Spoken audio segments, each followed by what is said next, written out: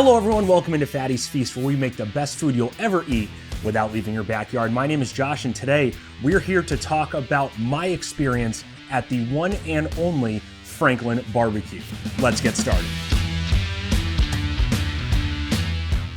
Now, if you follow me on Instagram, you're probably very well aware that my good friend Jon and I traveled down to Austin, Texas to just be fat and eat barbecue and drink a lot of beer and really hate ourselves. I honestly don't think I ate for like 2 days following that trip. But our goal was to try some of the best barbecue restaurants, and boy, did we do so. During our travels, I documented all of the places we visited, and I'm going to release each one of those in an individual video. I'll put those links in the description below. But I'm starting with the number one joint, Franklin BBQ. And I say number one for two reasons. The first being it was the first place we went to, and the second being that it's regarded as one of the best, if not the best, barbecue restaurant in the country. And although I could just sit here and tell you how great the food was, I want to take it a step further and give you sort of an all you need to know about Franklin BBQ. That way, if you've never been there or want to try Franklin BBQ, you know exactly what to expect. So first, I'll give you a little bit of background about Franklin BBQ, just in case you haven't heard of them. Then we'll talk about what time you need to arrive, because there is a wait. We'll talk about our waiting experience in line. We'll talk about what to expect when you order your food,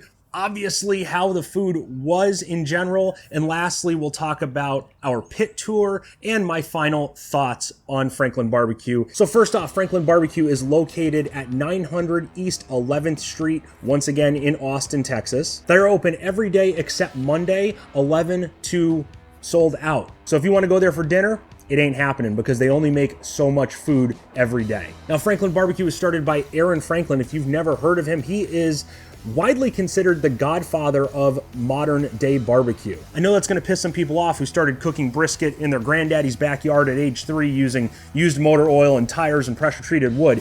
Get over it. I don't know what to tell you. Now, I've been interested in the story of Aaron Franklin because he's just like us. He loves just cooking barbecue, drinking beers, and having a good time. He got his start just like all of us really did. We picked up a smoker, threw a brisket on, probably screwed it up, and we just kept getting better at what we do. As he got better and perfected his craft, he decided to open a trailer where he served barbecue. And the thing was, every day, he completely sold out of brisket. That's how good it was. Therefore, he took it a step further and opened his brick and mortar location in 2011. He had his fair share of challenges, including a fire that almost destroyed the entire restaurant. And me saying that Aaron Franklin is one of the best pit masters alive today is not an opinion, it's a fact. He has won multiple awards, including a James Beard Award. He has frequently appeared on the Texas Monthly Best Barbecue list, including a number 1 appearance in 2013, a number 2 appearance in 2017, and currently he holds the number 7 spot. He's hosted a show on PBS about barbecue. He's also done a master class, which I watched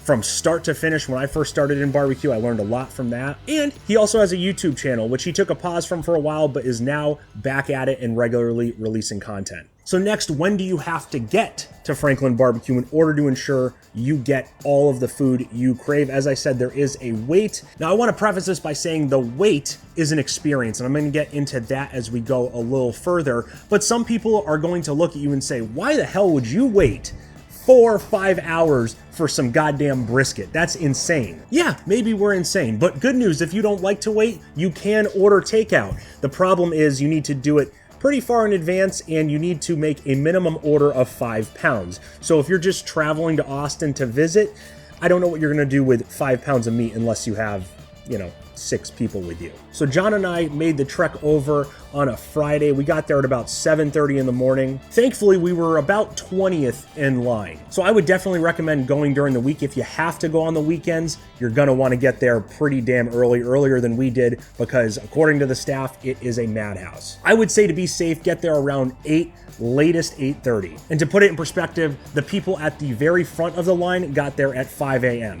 Why? Because they wanted to be first. They wanted to guarantee their spot, and they did that. We were also lucky enough to score the last parking spot in the back of the restaurant so we could just eat our food and get out of there. But if you can't find parking at the restaurant, there's plenty of street parking around there. And if you go around the block in the back, there's a giant dirt parking lot. So don't be afraid about you're gonna have to walk a mile or anything like that. I will say though, if you decide to stay downtown when you visit Austin, if you stay north of East 6th Street, that's an easy walking distance to the restaurant. And that will probably help you after you eat 69 pounds of meat in one sitting. Now there's 2 other perks about getting there early. The first is they provide first come, first serve free lawn chairs. They have lawn chairs underneath the stairwell on the side of the building. You can just grab one of those bad boys, put it in your spot in line, and start your wait. And then the second perk is we got a seat undercover. Maybe that's a hack. If you go there in bad weather, there won't be as long of a line, but you definitely want to get there sort of early so you can sit underneath some kind of cover, especially in the summertime when it gets really hot out. So next, let's talk about the waiting experience, because waiting always sounds like a bad thing, but we're not talking about waiting in line for 6 hours at Disneyland to go on a roller coaster that's gonna last 30 seconds. This waiting experience is a true experience. So let me talk about that a little bit. First off, I made a new friend. Yes, a cat. I got to Austin and I found a cat. Go figure. This cat is apparently a neighborhood cat. It just roams around. It's extremely friendly. You can go up and pet him and he'll just sit on you and interact with the people at the restaurant. This cat also looks like my old childhood cat. Kind of brought back some memories. But on a serious note, first, to make the waiting less painful, you can bring your own beer. You heard me right. Who doesn't love drinking at 7:30 in the morning? I know I do. So we packed up a cooler and brought some beers. I mean, breakfast beers. You can't go wrong with that. But drinking that early in the morning poses a problem of needing to use the bathroom. Not to worry, because if you go around the back of the building, there are actually porta potties provided to you, a beautiful bathroom experience. And while you're back there, you can check out the original trailer that still stands, and that's where you can get your takeout orders if you choose to go that route. Don't do it. The other thing to note is there is a coffee shop around the corner that serves coffee, obviously, and breakfast if you don't want to take the alcoholic route. And just to put it in perspective for you, here's a clip of the line shortly after we got there at 8 o'clock. The cool thing is if you need to use the bathroom or you need to go grab a coffee or something, everyone knows where you are in line. No one's gonna cut you. Everyone is extremely nice and they're all there for the same reason, to eat the infamous Franklin BBQ. We started talking to the people in front of us at one point and they actually told us that, hey, we have family coming from all over Texas. They're gonna be getting here at certain times, so they're not cutting, we're all together. And obviously, we didn't care. And that's just how people are. Everyone's very generous, everyone's nice, everyone's trying to get to know you. It's a real cool experience. One of the guys actually owns a barbecue trailer in New Jersey. I forgot your name, but if you're watching this, leave a comment. I'd love to reconnect with you and talk to you some more. So at around 8:30, someone from the restaurant will come out and start to take your orders. Now, you don't necessarily need to know what you want right then and there. The purpose of this is for them to guesstimate how much food they're going to go through that day. Now, the thing is, you need to order by the pound here. So if you give them a rough estimate of what you think you're gonna get by pound, that'll help them tremendously. And as they go through the line, they will start to tell people toward the back of the line if they think they might be out of something by the time they get served, or even worse, if they get far enough back, they'll tell people, hey, I don't think we're gonna have any food for you. You should probably just come back another time. It's kind of cool they do that so you don't have to wait in line if you're all the way in the back and waste all this time. And the other cool thing is the staff just doesn't come up to you and say, hey, what do you want? They're actually talking to you. They're trying to get to know you. They're seeing where they're from. They know this is a destination restaurant and they want to know your story. At about 9 a.m., the restaurant will open its doors for people to use a cleaner bathroom. Not that the porta potties are bad, but you know. You can also go in and buy additional drinks if you drank all your beers already, or some merch. I actually enjoyed going in the restaurant and checking it out without a crowd of people in there. There's so many different things you can buy. Everything from utensils to spices, to sauces, to cookbooks, to shirts, to hats. You can see all of the articles about Aaron Franklin and his accomplishments on his barbecue journey. Oh, which reminds me, I have to show you something. Check out this bad boy. Look at that. My new barbecue hat. It's very, very comfy. I think I'm gonna wear this throughout the rest of the video. That sounds appropriate. So that was overall a cool experience, but just to stress getting there early one more time, I promise this is the last time. Here's a clip of the line at 9:30. And here's a clip of the line at 10:30. So you can see how quick that line builds up. You need to get there early if you want to guarantee you can get everything you want. Also, don't forget, BYOB, or buy it there. It really doesn't matter. Okay, next, moving on to the grand opening. They opened the restaurant at 11 o'clock sharp, on the dot, to the second. Now, kind of a funny story about this. I talked about how people are very nice and they watch your place in line. Well, I went to use the bathroom, and when I came back out, John was standing at the doorway because, you know, they let people in and then you close the door behind you, and he said, "Hey, I think this guy just cut us." And we didn't know because the family in front of us said there were going to be people that were coming from all over the state joining them at various points during the morning, so we didn't think anything of it until we saw the people in front of us having some choice words with this gentleman, which caused the staff to come over and kick the guy out to the back of the line. So it was really cool that the people in front of us said something and were watching our spot in line. But it just goes to show you, everyone's looking out for you. So even though we were 20th in line, we were served at about noontime. Of course, I got up there and nerded out. I could not wait to see the perfect, glistening brisket reveal. And what was hilarious is John and I had this plan in our heads of how much food we were gonna order until we saw what the people in front of us were ordering and how generous the portions were. To put it in perspective, that is 2 pounds of brisket on that scale. Absolutely insane. So when you get up there, they're going to ask how much of each item you want. Once again, you order by the pound. And there's no rush with this serving process. Once again, they're asking you about yourself, where you're from, why did you come to Franklin's? And as I said, they're very generous. So when they start slicing a new brisket, they cut off some burnt ends, serve those up to you as a little bit of a sample. They'll even give you ugly ribs, so ribs that aren't cut right from the middle, some of those end pieces, they'll just throw them on for free. You're not going to leave there hungry. And let me just throw in some brisket porn because I know you're going to enjoy this as much as I did. It was so satisfying watching the perfect brisket slices, and I could not wait to try it. Okay, now for the important part. How was the food? Here's my disclaimer before we get into it. These are my thoughts and opinions. Yours can differ from me.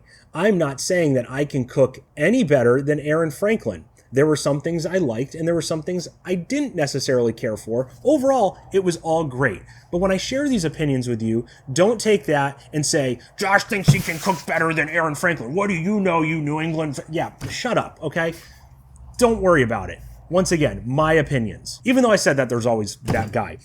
Check out this plate.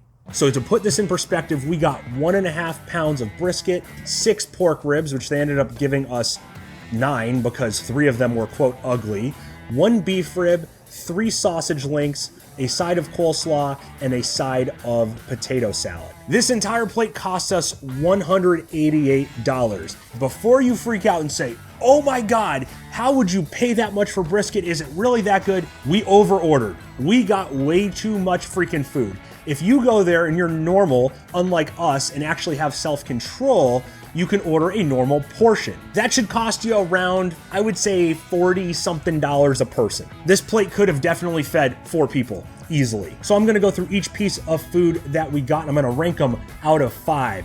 First off, the burnt end. I mean, look at this thing. How could you hate a burnt end? 5 out of 5. I don't have many thoughts on that. It was cooked absolutely perfectly. Next up, the brisket. Now, I was so excited to try this brisket that I completely forgot to film myself shoving it in my mouth, which I know you guys all enjoy watching. But I filmed myself grabbing a piece of the brisket. Unfortunately, it was buried under a bunch of other meat, so I couldn't do a real good showcase for you. But it bended well, it didn't break under its own weight, and it passed the pull test because I had to pull it out. And even when I did that, it didn't completely fall apart into a million pieces. The cool thing is we were served all point. We didn't ask for part point, part flat. We just didn't care. But obviously, the brisket was a 5 out of 5. I mean, come on now. This was by far the most perfectly cooked brisket I have ever had in my life. If you couldn't tell that by the shot from before of them cutting it, just take my word for it. It was absolutely astounding how well it was cooked. The fat render was on point. Get it?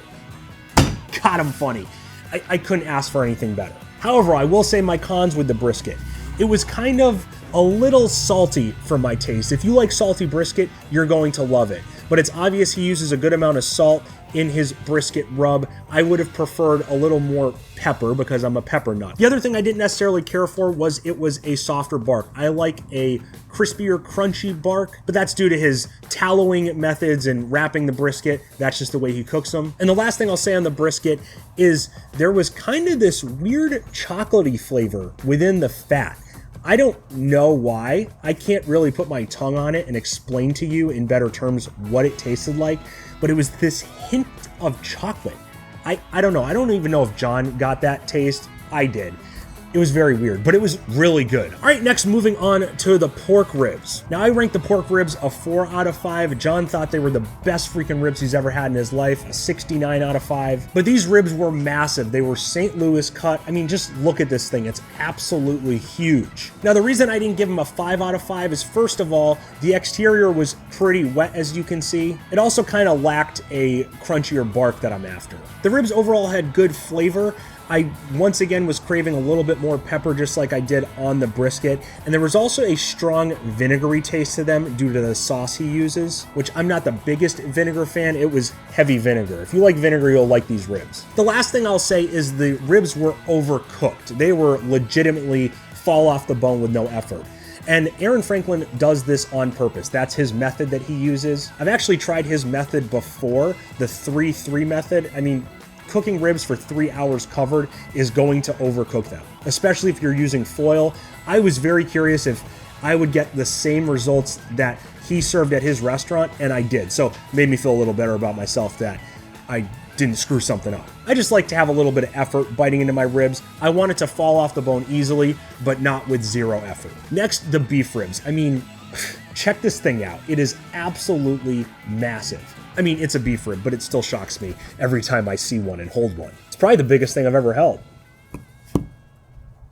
The beef rib, I would rank a 4 out of 5 also. First of all, the bark was absolutely amazing. If that bark was on the brisket, I would have ranked the brisket a 69 out of 5. That would have been perfect. It was nice and crunchy, it was smoky, it was peppery, it was everything I love about a bark on a piece of beef. However, the fat wasn't as rendered as well. It was rendered pretty well, but it probably could have gone a little longer, and it was obvious biting into it that it wasn't as tender as the brisket was. But overall, good flavor, still enjoyed it. Now the sausage. We got 2 links of jalapeno cheddar sausage and 1 link of straight ol' original. All of the sausages were 5 out of 5. The casing had a great snap to it. It was extremely juicy in the middle. And the cool thing is the way they make their sausages is they use a smaller casing and completely overstuff it.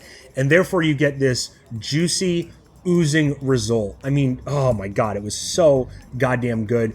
And all the sausages were very uniform. There was no air bubbles or anything in there. They were packed perfectly. Now, when it came to the sides, this was my one letdown of this experience. The potato salad, it was fine. It was a 2 out of 5. It was a mustard-based potato salad, which I actually enjoy, but it was a little too mustardy for my taste. And overall, the flavors were just very average. Same thing with the coleslaw, 2 out of 5. I'm actually very picky with my coleslaw. This coleslaw was just stringy and really lacked flavor, and it was a little watery for my taste. I like a little thicker base on mine. And obviously, it's a cardinal sin to put sauce on your barbecue in Texas, but Aaron Franklin does provide sauce at his restaurant. The 4 spices you can choose from are the original, the spicy, the espresso, and the vinegar. I'd rank all the sausage on average a 3 out of 5. You really don't need them at all. The barbecue is cooked to perfection. There's no need for sauce. And I know some people, especially in Connecticut, where I came from, they struggle with that concept. That's because our barbecue in Connecticut sucks and it's extremely dry. This is not. If I were to talk a little bit more on these, I'd say the vinegar was dead last in my opinion because it's a heavy vinegar sauce. The espresso you'd think would be interesting, but I didn't get much satisfaction out of it. I can't even put words to the taste it was. It was kind of, more chocolatey. I didn't think it paired that well with the meat. The spicy wasn't that spicy, not spice like I like. It didn't kick your ass or anything. Just had a little bit of a tang to it. And the original was all around my favorite. 3 out of 5 all around. Now, the other thing to comment on is you can help yourself to soft drinks as well as unlimited pickles and onions. The thing to note is the onions are not pickled. There's not enough pickling. I like pickled onions, especially with barbecue. But if you like just plain old onions, help yourself. And just to stress that we over-ordered and spent way too much, here's what we were left with at the end. Now, the last thing I want to touch on is the pit tour. Of course, We asked for a pit tour. We're nerds. Why wouldn't we? Funny thing is, so did the people that were in line in front of us. So we all went back there together to check out the pits and see where the magic happened. Don't be afraid to ask for a pit tour. They're more than willing to do that for you. They get asked all the time. Like I said, they know this is a destination spot. I didn't film much back there because I was nerding out, but I did get a picture of the pits. Most people have seen these before. But the cool thing is they use the original pit that Franklin started with when he had his trailer, which I just think is really cool, just keeping the tradition alive. And the last thing I want to say on the pit tour is it's an extremely small world. You have no freaking idea. So of course we started talking to the pit master back there, asking him questions about himself, his journey. And turns out we were both from Connecticut. And so of course, naturally, I asked what part of Connecticut, and he said, oh, I'm from Ellington originally. Ellington is where I lived before I moved down to Nashville. It's where I started my channel. He lived literally 5 minutes from me. It was just, it blew my mind that somebody who's working at one of the best barbecue joints in the country came from the same town that I did and just had a dream and went for it. That just goes to show you, you never know who you're going to meet out in the world, so never take a chance for an interaction with someone for granted. Okay, so wrapping up, my final thoughts on this whole experience. Once again, it's an experience. Don't just go there and order takeout or not want to wait in line. You have to go there, get there early, do the whole waiting in line, talk to people, meet people, drink some beers, get some breakfast, have some fun. It's awesome. You won't regret it. The best time to go is definitely during the week. Try to get there no later than 8 to ensure that you get all of the food that you want and you have all those options available to you. Plus, you'll get free chairs and get to sit undercover most likely. And the food, obviously, I agree. It's some of the best barbecue, if not the best barbecue I've ever had in my life. If you're into barbecue, you'll learn a lot about the operation there. Everyone that works there is so nice. They make you feel like family. I thoroughly enjoyed that part. And lastly, don't overorder. Even though you might be tempted, unless you're going to bring leftovers and that's your intention, just don't overorder. You're going to feel bad. You're going to spend too much money. I 10 out of 10 will be going back there at some point in the future. And if you haven't gone and you like barbecue, you'll definitely want to check it out. If you have any questions about my experience, please leave them in the comments. I'd love to hear from you and help you out if you're planning a trip. Or if you've gone to Franklin BBQ, what was your experience like? Was it similar to mine? Did you enjoy it as much as I did? Did you nerd and geek out? Please let me know in the comments. Check out some other videos here, and you can subscribe to my channel right in the middle if you love me that much and want to see more of me. And until next time, stay safe, stay happy, stay healthy, and stay hungry.